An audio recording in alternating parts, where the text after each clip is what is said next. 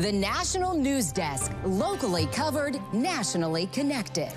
Imminent action expected. Chicago braces for federal agents, what local officials are saying as the president touts the success of the Washington, D.C. August cleanup.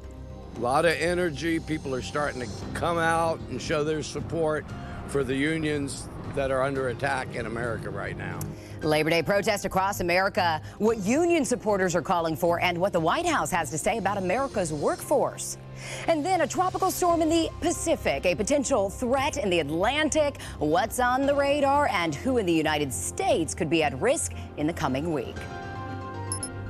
This is the National News Desk, America's News Now. I'm Taylor Murray. The peace deal deadline for Russia fast approaches to work out the end to the war in Ukraine. President Trump said his deadline could be as early as today as he seeks for the leaders of the warring countries to sit together for peace talks. And as that deadline looms, Russian President Vladimir Putin joined Chinese President Xi Jinping and India Prime Minister Narendra Modi for a regional summit earlier today.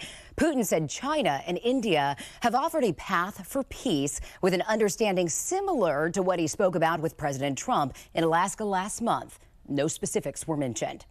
President Trump posting on his Truth Social account this morning that India has a one-sided relationship with the United States. He also called out India's purchases of Russian oil and military products last month. Trump increased tariffs on India to 50% because of their purchases of Russian oil.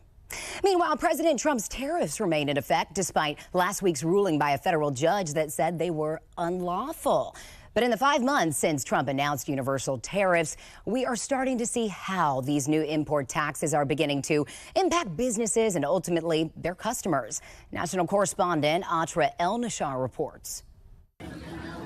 Todd Thrasher started his rum business, Thrasher's Distillery, in Washington, D.C. almost 7 years ago. We opened December 5th, Prohibition Day of 2018. Even through the pandemic and post-pandemic inflation, we had never raised the prices. That streak of price stability ends Monday, Labor Day. Across his different rum products, Thrasher says he has no choice but to raise prices between 9 and 14% because of tariffs. The bottles have gone up 8%.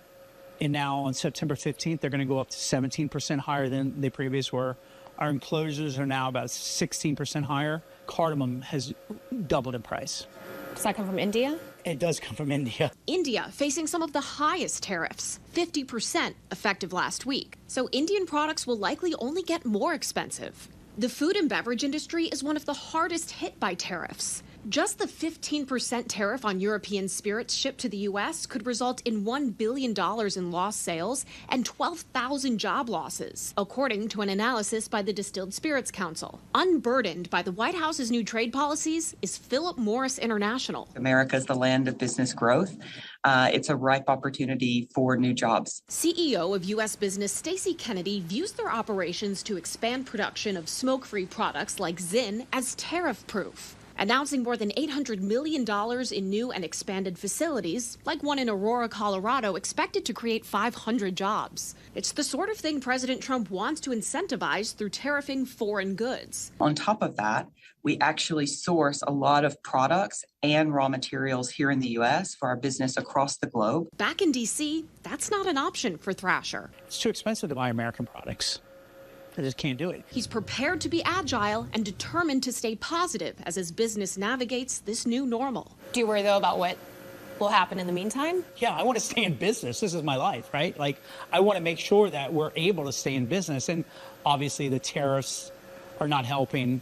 In Washington, I'm Atra El-Nashar for the National News Desk, America's News Now. A live look now at the Minneapolis skyline. Local leaders are keeping a resource center open until tomorrow afternoon for anyone in the city who feels affected by last week's deadly shooting at the Church of the Annunciation. Now, the city is also offering spiritual care and victim services. Therapy animals are on site as well. Toys and games for children are provided. A separate location for future needs is expected to open, but the date for that hasn't been announced yet. And over the weekend, we learned an additional 3 children were hurt in that shooting, bringing the victim total to 23 injured and 2 dead. The last update, 7 people were still hospitalized. More than 1,000 workers over billionaires' Labor Day protest in all 50 states planned for today across the country. Following in the footsteps of the No Kings protest in June that drew millions of people, union members and labor supporters are taking part to fight against what some call corporate greed and to call for more benefits for workers.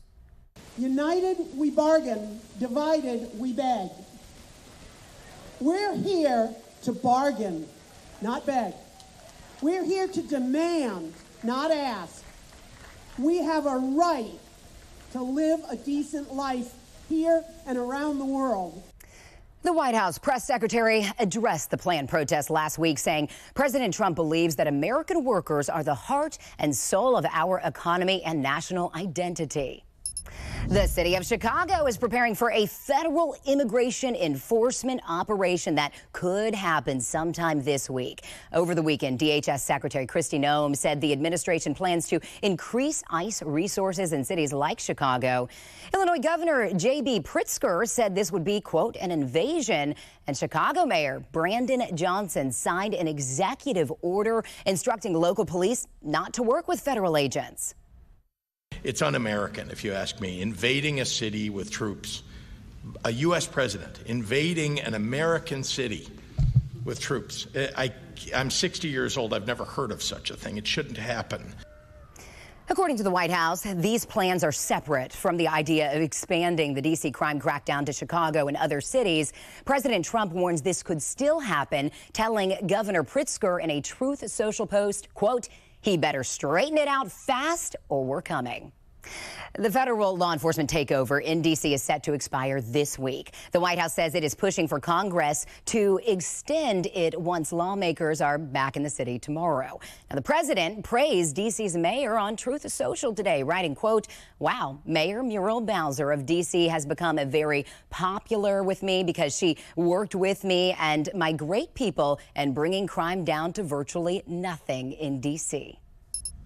Congress is back in session this week, and some lawmakers are reigniting their push for the Justice Department to release the Epstein files. California Democrat Representative Ro Khanna and Republican Representative Thomas Massie of Kentucky are trying to push a bill through the House that would order the release. Now, as part of that push, they plan to hold a news conference Wednesday with 10 victims of the late convicted sex offender. Representative Khanna says people will be outraged with what they hear. Former special counsel Robert Mueller does not have to testify on how the Justice Department handled the Jeffrey Epstein files due to his health. According to what his family told the New York Times, Mueller has speaking and mobility difficulties because of his battle with Parkinson's disease. Mueller was subpoenaed to appear Tuesday by the Republican-led House Oversight Committee because of his former role as FBI director.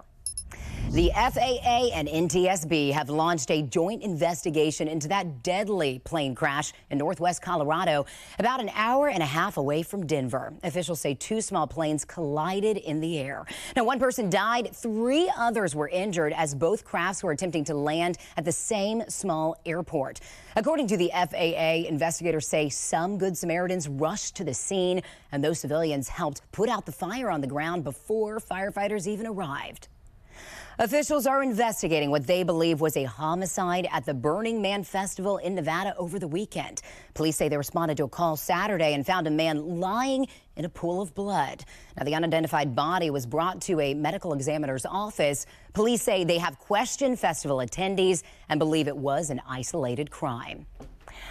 A new space race is brewing, starting with an ambitious plan from NASA to put nuclear power on the moon. As national correspondent Matt Galka explains, it's an attempt to beat some American rivals from doing it first. It's not science fiction. The United States wants to be the first country to put a nuclear reactor on the moon. We're in a race to the moon, in a race with China to the moon. And to have a base on the moon, we need energy.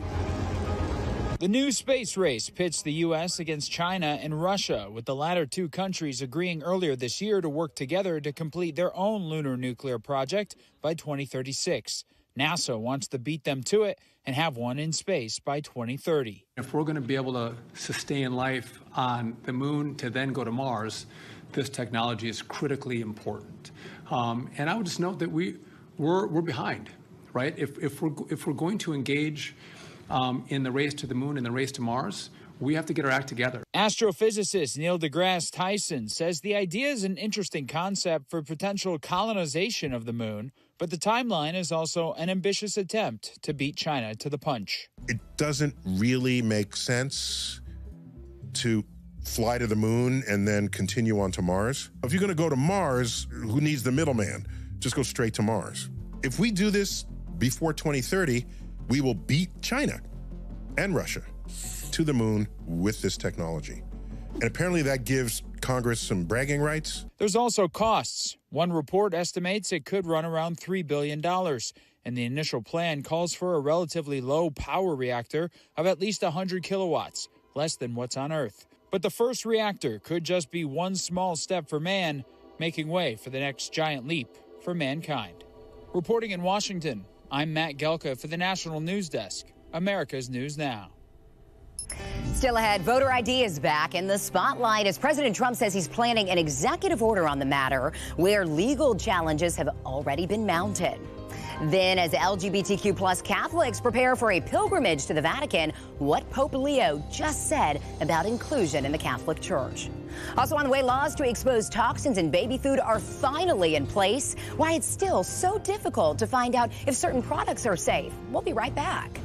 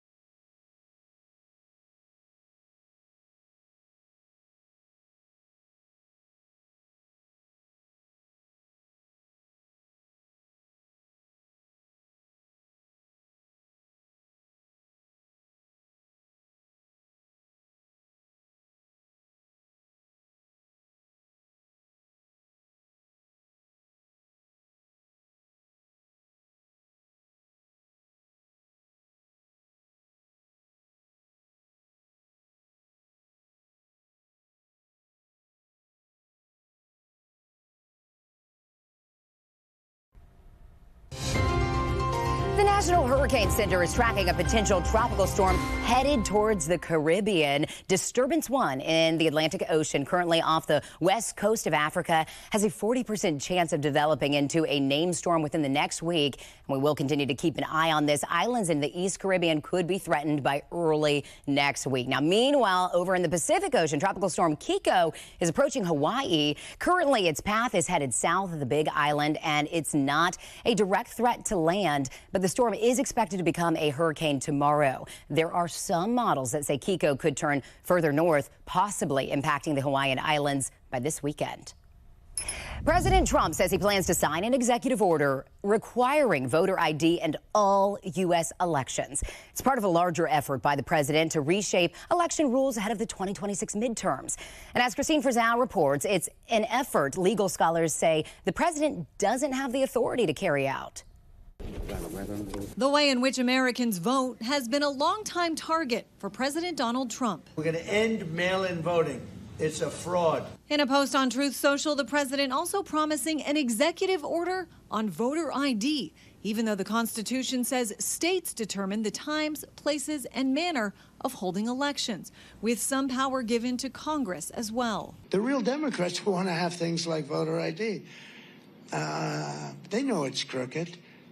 There's only one reason you don't want voter ID.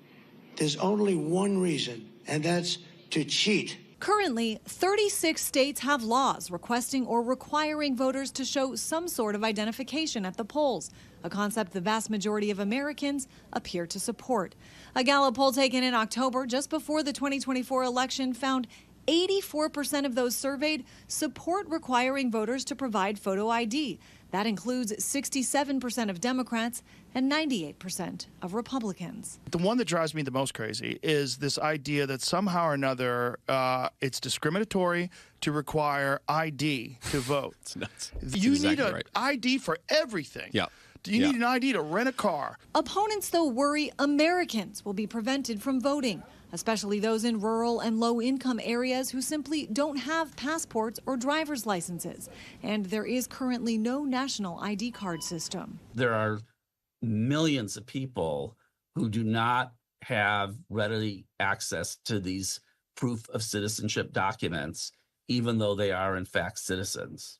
Now, any executive order would be sure to be immediately challenged in court. Already in March, President Trump's order requiring ID for voter registration was blocked by a federal judge who said the Constitution does not grant the president any specific powers over elections.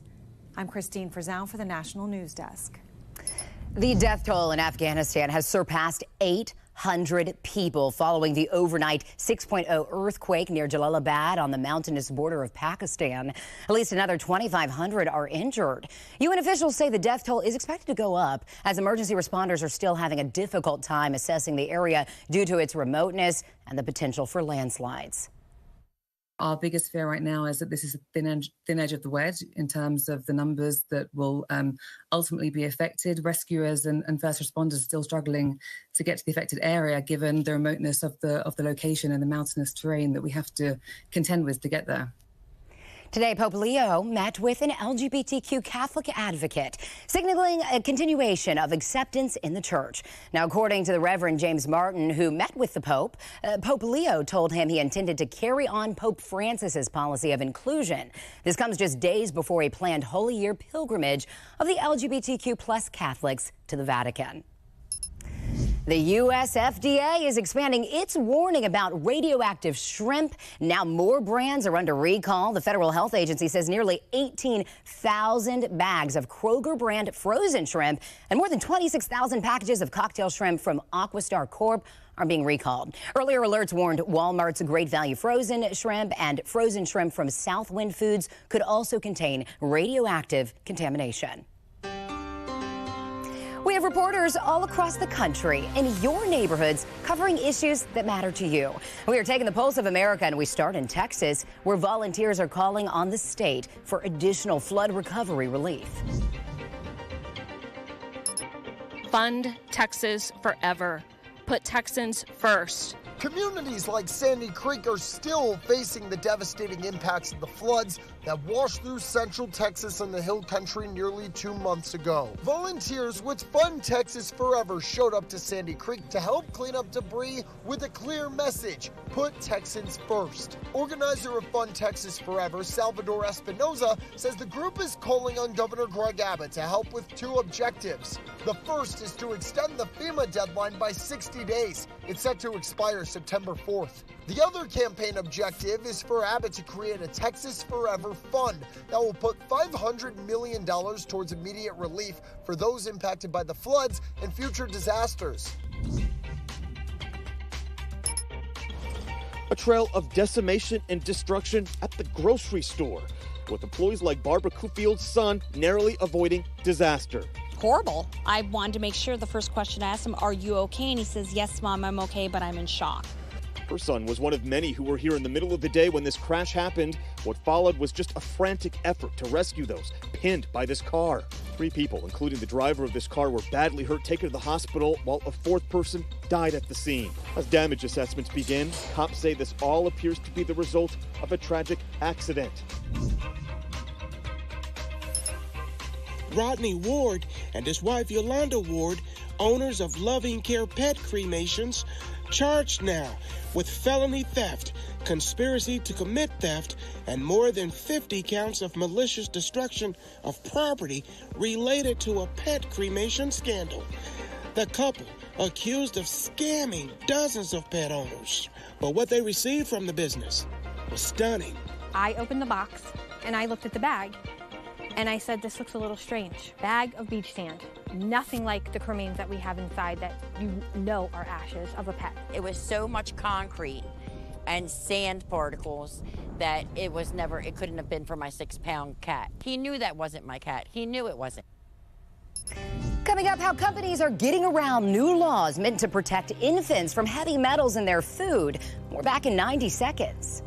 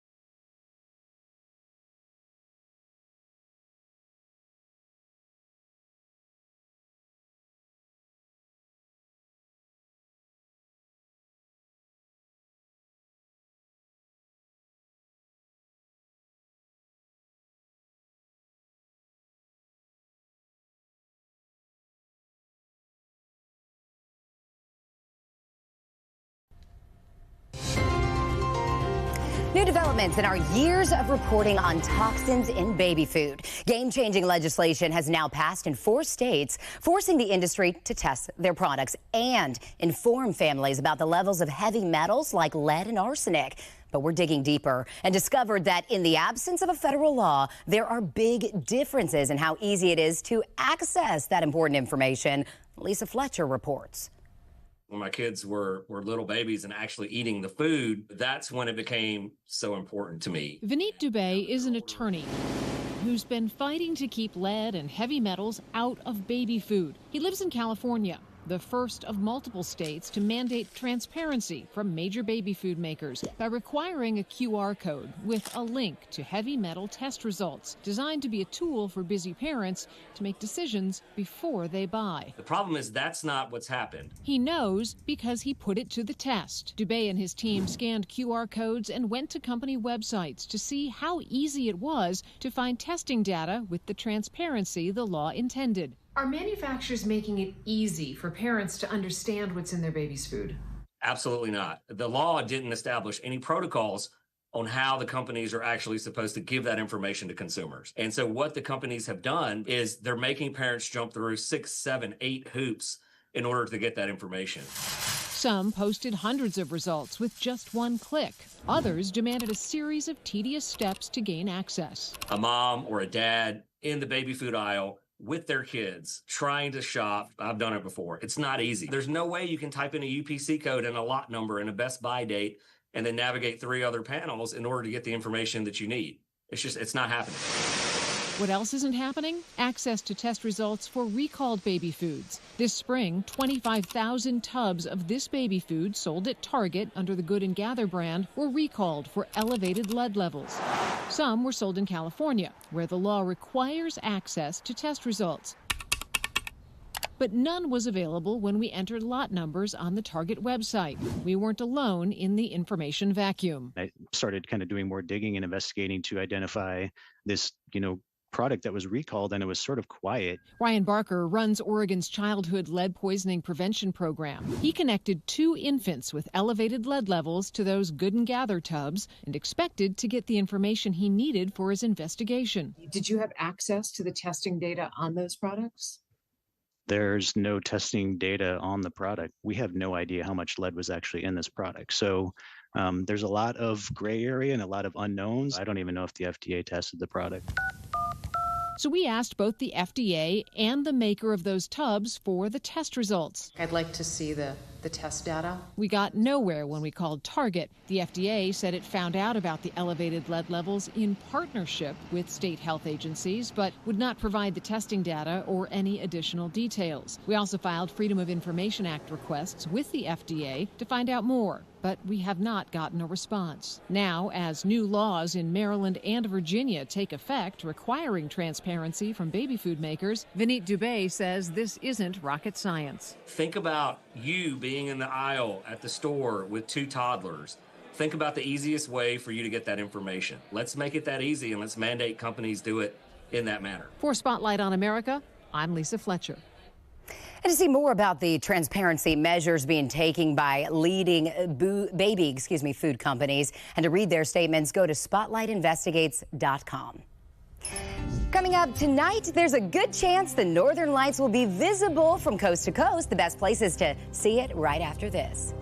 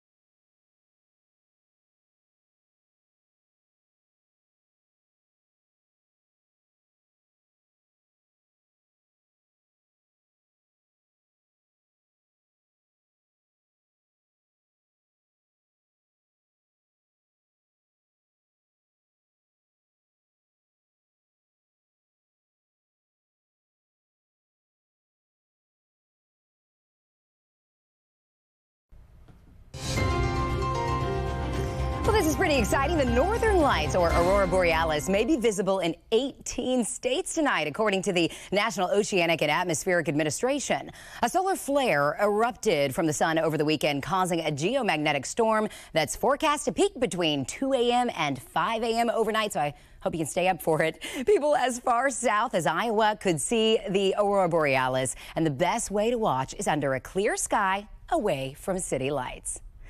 Coming up tonight, the 5th largest jackpot in the history of the Powerball lottery could be up for grabs. At 11 p.m. Eastern, the drawing will be revealed for the $1.1 billion prize. And get this, if someone wins tonight, the one-time cash payout before taxes is estimated to fall just below $500 million. Not too shabby, if you ask me.